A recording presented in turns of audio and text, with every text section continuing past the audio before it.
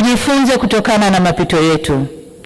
Hapana shaka kwamba Tanzania ni nchi inayofuata misingi ya kidemokrasia.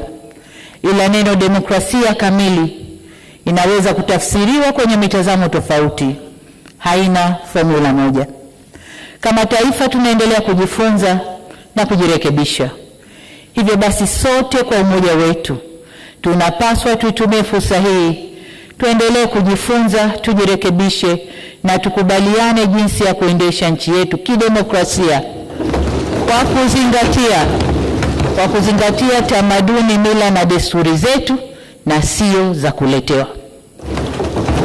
Kama tulivyoagizwa na ilani ya Chama cha Mapinduzi ya kipindi cha miaka 5 mwaka huu 2025 mpaka 30, moja ya hatua itakayotufikisha kwenye maelewano hayo ni marekebisho ya katiba yetu.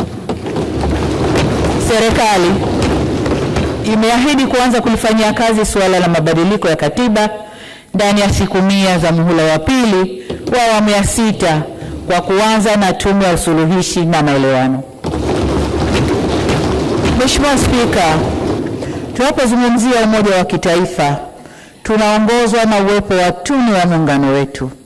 Hivyo basi kuhudumisha, kuimarisha na kuenzi muungano wetu kutaendelea kuwa kipaumbele cha serikali tunayoiunda. Tutaendelea kuchukua hatua madhubuti kuhakikisha tunatatua changamoto za muungano kila zinapojitokeza. FM.